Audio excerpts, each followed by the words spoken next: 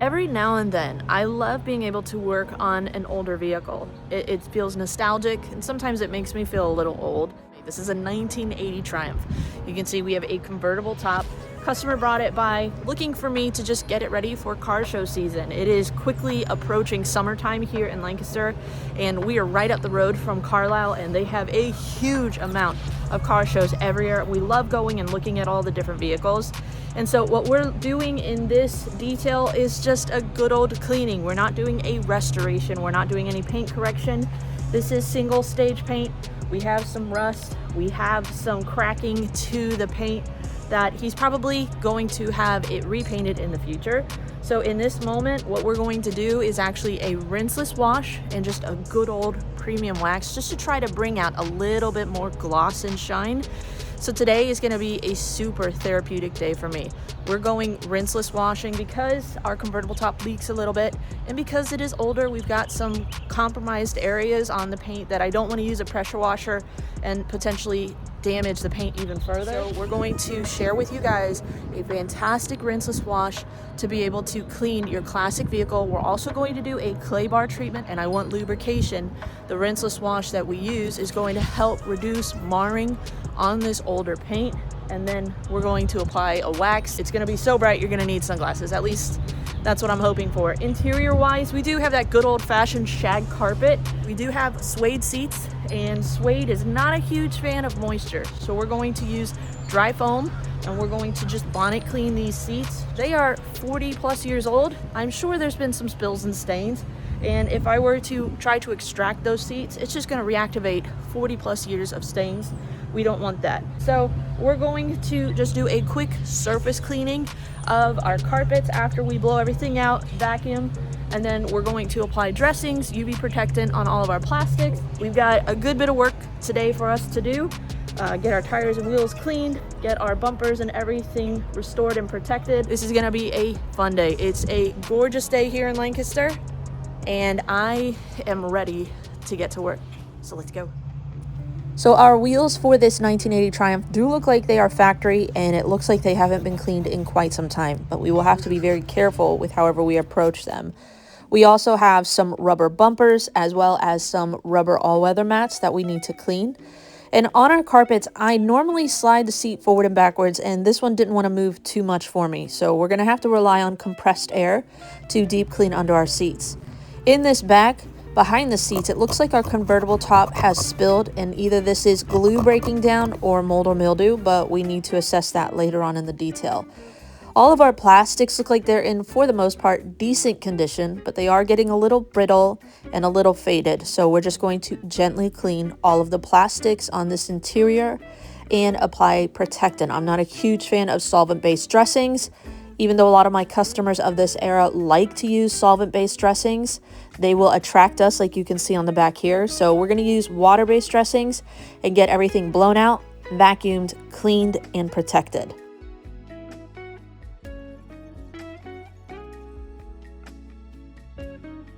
Looks like maybe we do have a little bit of mold.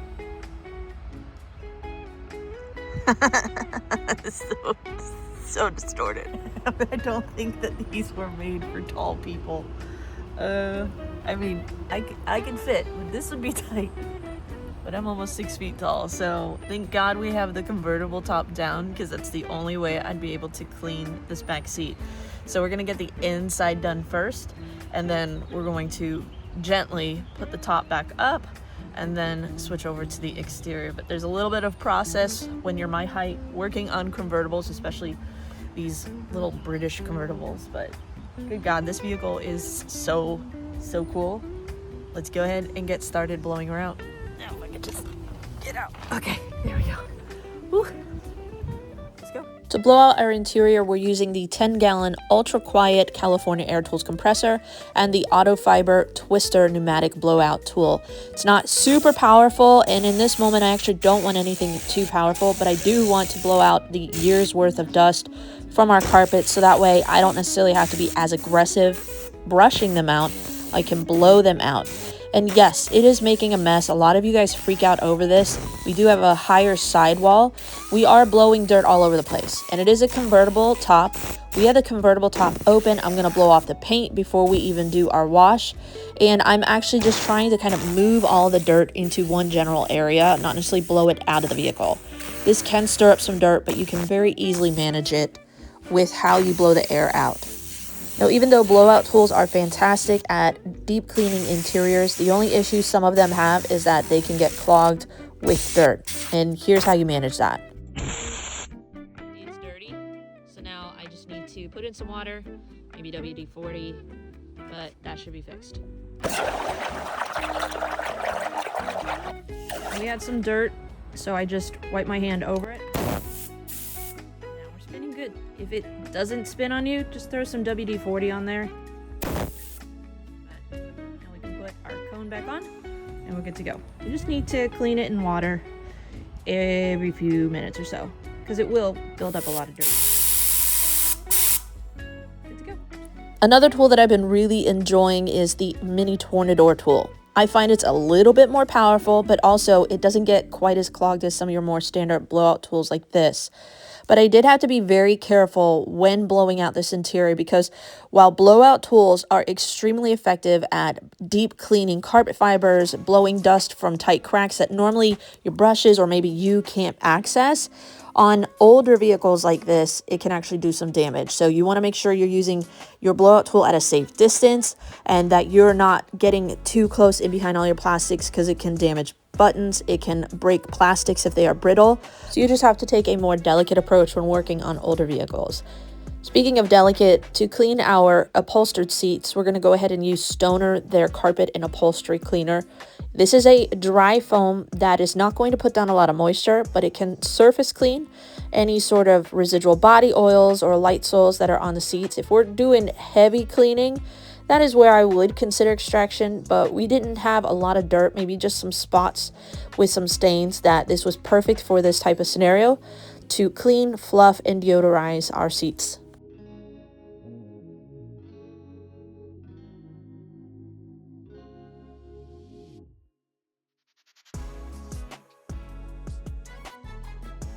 Now, technically, I could have used this exact same product on our carpets, but this interior didn't smell all that great. And one of my favorite dry foam cleaners is Spot Clean from Turtle Wax. This is an oxy cleaner within it, but it smells so good. If I were to have extracted, it might have left the interior smelling even more musty, unless I used like an enzyme cleaner. But I wanted to do a quick turnaround on this. This dried within 20 minutes. Did a great job at going after some of the heavier soiling and spots on this carpet and just left the interior smelling very fresh and clean. Now for our interior, we're going to be using Interior Cleaner from Griot's Garage. This is actually one of my favorite type of cleaners to use, especially on older vehicles. Sometimes we can have some heavier solvent-based dressings that have been used in the past. This does a great job at removing them gently without damaging them. You'll notice that I'm actually cleaning this out in direct sunlight. We don't have any white chalky residue left behind from sodium hydroxide. Even though this does have a little bit of that within it, it's not going to damage your surfaces. Now, although they claim on their website that this is a pH neutral cleaner, it's actually slightly acidic. And I actually find cleaners like this work really well for leather, because leather actually tends to do better with slightly acidic cleaners versus alkaline cleaners. This can also help neutralize the surface. It's not going to dull it, stain it, or cause it to crack over time. So even though I'm using this in direct sunlight, you'll notice that I'm using common sense when using a product like this. I'm not spraying the chemical directly on the hot plastic. I'm spraying my microfiber or my brush and then cleaning it that way. I am also using my blowout tool to blow out any liquid from all of our electronics, cracks, and things like that, so that way we don't have any residue left behind. But this is one of my favorite cleaners for interiors, but especially older vehicles, where we have to be a little bit more delicate but not compromise on cleaning capabilities. Now, the last thing that we need to address on this interior is whatever's going on with the fabric behind the seats.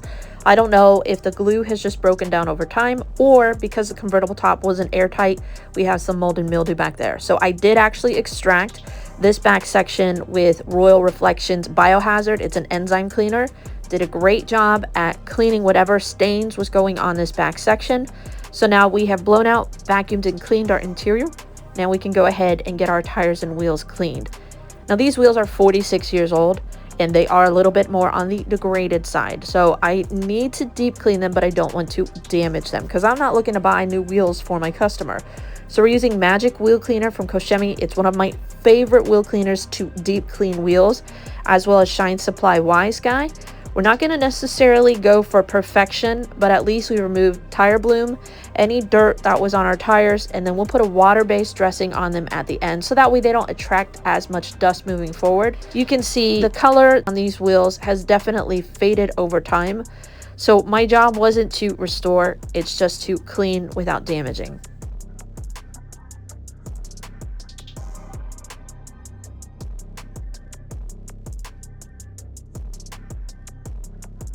For our rinseless wash, considering I want something with a little bit more lubrication, we're going to use Detail Co. Loki. This is a unique rinseless wash in that it can be used as a standard rinseless wash or a foaming rinseless wash. You can see when we agitate it in the bucket, it actually creates a little bit of suds like a soap. We're going to put this in an IK foam sprayer and actually foam this on the vehicle. We're also going to use a rinseless sponge as well as rinseless towels from the House of Rags. So we foam this on to soften and loosen any dirt that's on the surface, and then we can come in and do our rinseless wash. Ideally, you want to do this out of direct sunlight and you don't want to let the rinseless wash dry on the vehicle, but start at the top and just in straight lines go back and forth and go over the panel. We have a ton of lubrication with a cleaner like this, but it's also going to help emulsify and encapsulate the dirt to safely lift it off of the surface and clean the paint.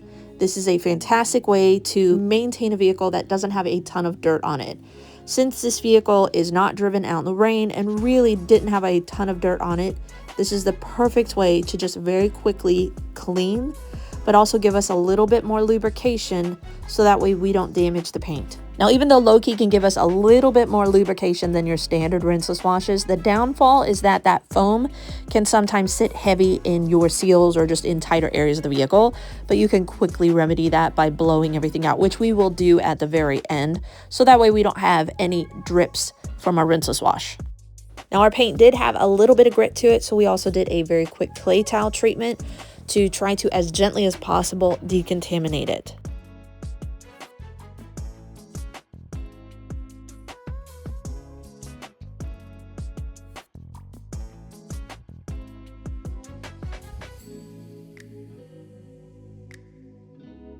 Now, even though our paint is now clean and for the most part shiny, we do have some oxidation on this paint, and I would love to polish it, but we do have some areas where it's extremely thin and it's also cracking.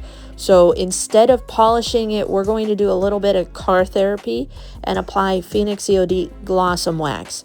This is a high gloss wax that also has a little bit of Teflon within it, so it's going to give us some durability as well as chemical resistance. But you can see, even though we are hand polishing it with a foam applicator on this single stage paint, we are in a way polishing it a little bit because we're pulling up some of that single stage paint, which essentially is kind of scrubbing the dead paint off of the surface. It's not going to be a heavy scrub, but it's just enough to give us a little bit more gloss on this paint. And just as an experiment to see if we can pull a little bit more gloss out of this paint, we're going to try Katiba, their wet wax, on top of our Glossum Wax. And you'll see at the very end what kind of gloss we were able to get on this yellow paint. But to save my shoulder, we actually did pull out the dual action polisher with a finishing pad, added a few drops of our Glossum Wax to it, and then did one pass just to very quickly apply our Glossum Wax. You want to just let this sit until it hazes up. So we basically applied it to the entire vehicle, and then we came back, leveled it, and then topped it with our wet wax. The two actually paired pretty decently together, and I feel like gave us a little bit more gloss. But even though we had some issues with this paint that I was dying to address, sometimes that's not what the moment calls for. All the customer really wanted was for me to do a wash and wax, and on this delicate single stage paint, we were able to do just that.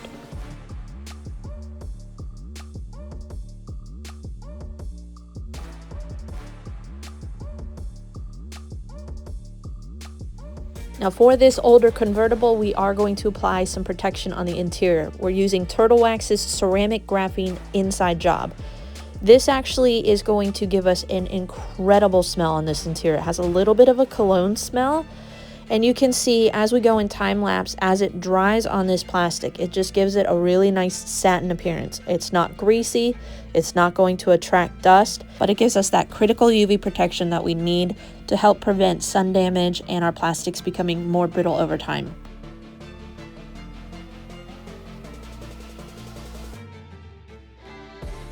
To dress and protect our vinyl convertible top, we're using Vonix Synergy plastic. This gives us ever so slight a little bit of a restored look to our vinyl, but not to the point where it's going to be glossy or attract dust. Again, this is a water-based, ceramic-based protectant, but it will basically give us hydrophobic and UV protection and just help this vinyl top look brand new. And I know I've shown you guys a few Turtle Wax products today, but this is actually my favorite product from Turtle Wax. This is their graphene acrylic tire shine. This is a graphene water-based dressing that is going to last several weeks, but just give you really nice high gloss shine and just help the tires be easier to clean and just look beautiful afterwards.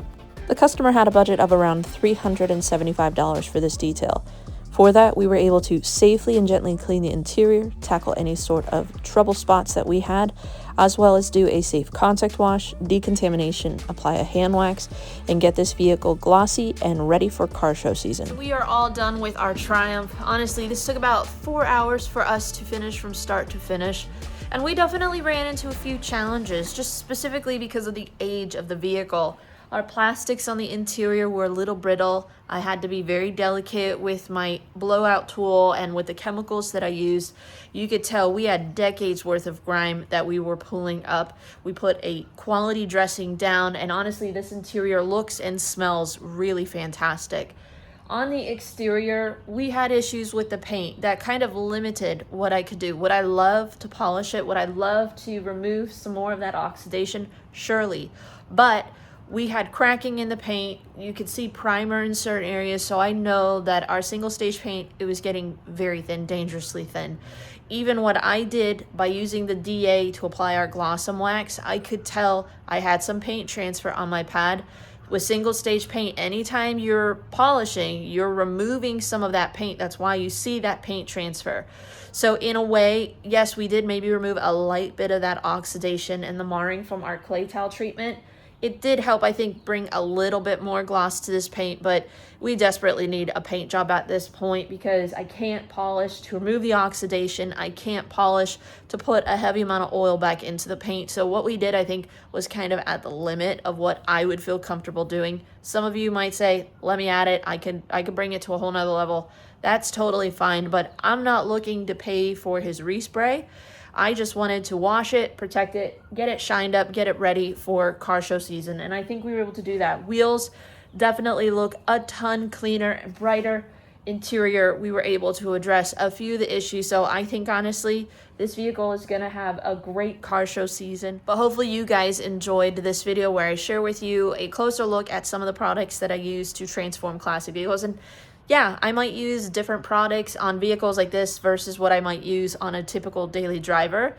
Sometimes I get a little nostalgic. That's where I pull out the Griots, the Turtle Wax, the Meguiars. But if you guys have any questions, let me know in the comment section down below. I will by no means say that I am a professional when it comes to classic cars, but you definitely want to take a more conservative approach when working with them. And I think these products did a fantastic job at safely and effectively cleaning and getting this vehicle ready for car show season. But if you guys enjoyed this video, make sure you give us a thumbs up and subscribe so that way you don't miss out on any of our future details. But we will see you guys in the next detail.